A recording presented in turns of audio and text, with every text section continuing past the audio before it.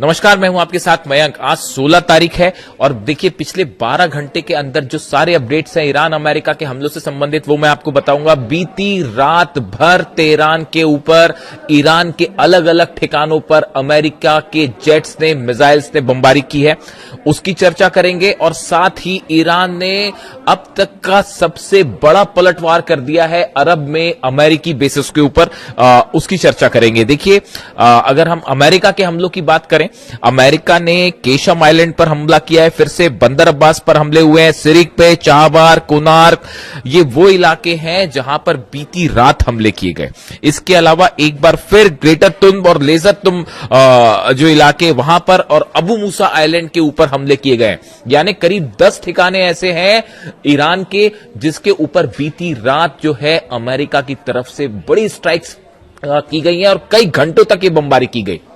उसका नतीजा ईरान ने जबरदस्त पलटवार किया है और बताया जा रहा है कि ईरान की तरफ से एक बार फिर जॉर्डन में, बहरीन में और कतर में तीनों जगह जो है वो अमेरिका के बेसिस को एक बार फिर हमले किए गए हैं।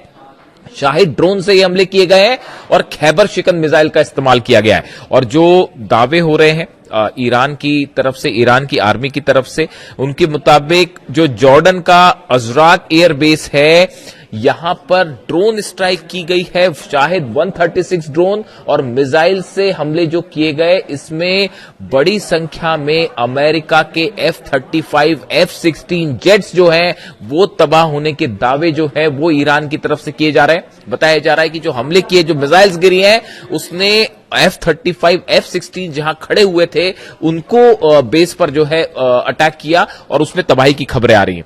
देखिए इसके जो खबरें हैं, Iran launches retaliatory attack against what it says are US assets in the region including Kuwait and Jordan. Kuwait Jordan दोनों जगह हमले हुए हैं।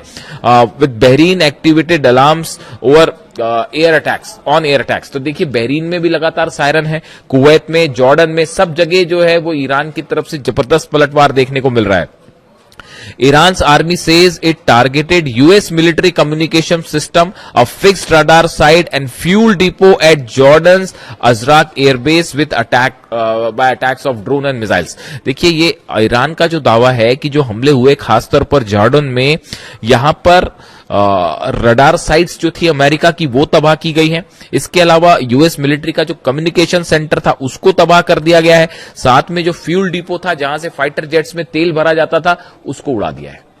ये हमले बिल्कुल वैसी जवाब है जो अमेरिका कर रहा है। देखिए अगर आप हमलों को समझें, जो अमेरिका की तरफ से हमले हो रहे हैं, खबरें दो तरह की है। जो इनसाइड स्टोरी मैं आपको बता रहा हूं, दो तरह की बड़ी डेवलपमेंट्स हैं जो आप अगर अमेरिका के उस सर्कल को एनालिसिस करें जो इस समय डोनाल्ड ट्रंप को एडवाइस कर रहा है। देखिए आपको अगर खबर समझनी है कि अब आगे क्या होगा और ये जो हमले हैं इनका नेचर क्या होगा, इजराइल की एंट्री क्यों नहीं हुई, ये बड़े ही महत्वपूर्ण सवाल है। और देखिए आप अगर उन बयानों को एनालिसिस करें जो डोनाल्ड ट्रंप के करीबी हैं और उनके एडवाइजर्स हैं, जिनकी बात, ये फैसले डोनाल्ड ट्रंप नहीं लेते हैं कि हमला करना है, कब करना है, पहले करना है, बाद में करना है। उनके एडवाइजर्स उनको बताते हैं कि ये हमले करने हैं। तो वो एडवाइजर्स जो एडवाइस देने का काम करते हैं, उनके हर बयान पर उनकी क्या सोच है उस पर नजर रखना जरूरी है। अब देखिए हुआ ये कि आप देखिए जो हमले का नेचर है ये बताता है कि ईरान के जितने कम्युनिकेशन सेंटर्स हैं, मिसाइल सेंटर्स हैं, लॉन्च पैड्स हैं, जो रडार सिस्टम है, इनको कमजोर करने की कोशिश की जा रही है ताकि अगर ईरान के खिलाफ कोई बड़ा ऑपरेशन किया जाए तो उसमें जो है ईरान पर जो है ग्राउंड ऑपरेशन किया जाए। इस तरह की खबर है। आप देखिए ग्रेटर तुंब और लेजर तुंब और अबू मूसा, ये 3 आइलैंड्स ऐसे हैं जिस पर अब अमेरिका लगातार हमले कर रहा है। इनके क्या मायने हैं? ये तीनों जगह ऐसी हैं, दीज आर ये जो तीनों जगह ऐसी हैं, इनके बारे में कहा जाता है अगर आपको हॉर्मूज को कंट्रोल करना है तो ये तीनों जगह पर अगर आपने कब्जा कर लिया तो ये यहां से जहाज को निकलना आना स्ट्रैटेजिक लोकेशन पर जो है वो आपका कब्जा हो जाएगा। Like other islands in the vicinity of the state of Hormuz such as Qeshm island, this significance lies is the very fact that whosoever control those islands has an upper hand when it comes to control authority over the Strait of Hormuz।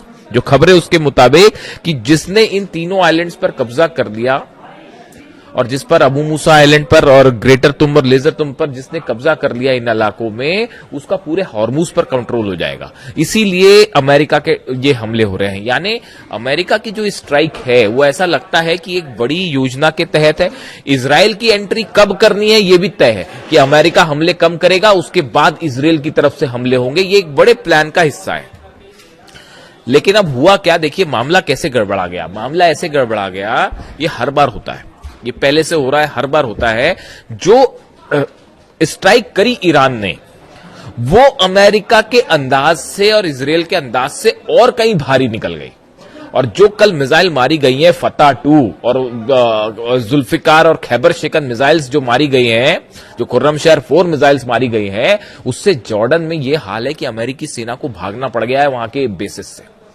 इतना बुरा हाल हो गया है वहां पे। ऐसे ही हाल Bahrain का है, वो 5वां बेड़ा जो है वो तो खड़ा ही नहीं हो पा रहा, वो बेड़ा फ्लैट ही हो चुका है। वहां पे इतने ज्यादा हमले हो चुके हैं, वहां रनवे खराब तबाह हो गया, हेडक्वार्टर तबाह हो गया, रडार सिस्टम उड़ गया है, अर्ली वार्निंग सिस्टम है वो तबाह हो गया है। ऐसी हाल कतर में है। कतर में तो आप सोचिए कि ईरान के विदेश मंत्री दौरे पर जा रहे हैं और उसी दौरान भी हमला हो रहा है। और साफ मैसेज है ईरान का कि भैया हमारी अरब देशों से कोई दुश्मनी नहीं है, हमारी अरब देश की जनता से कोई दुश्मनी नहीं है, लेकिन आप अपने बेसिस बना रखे हैं, अमेरिका की अपनी जगह दे रखी है, तो वो सारे बेसिस पर हमला हो रहा है।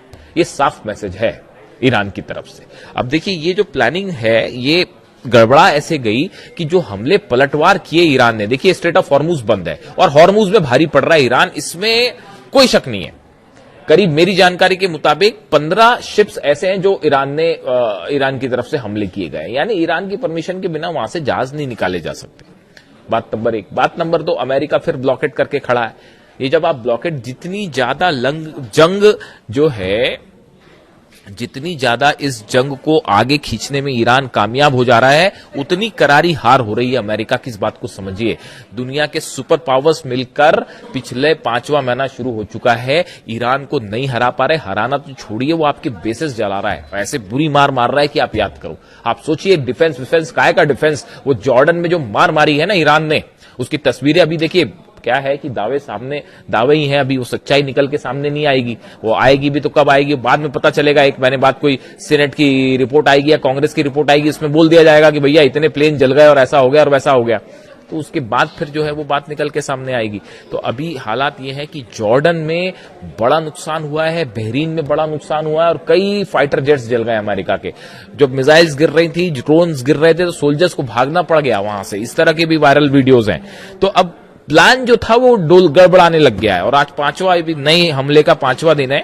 वो जंग हमेशा से चली आ रही है। अली खामनेई साहब हमेशा यही कहते थे शुरू से ही, कोई डील नहीं होने वाली और इनका सिर्फ एक ही इलाज है, और वो क्या है वो आप भी जानते हैं। इसीलिए वो डील विल नहीं करना चाहते थे।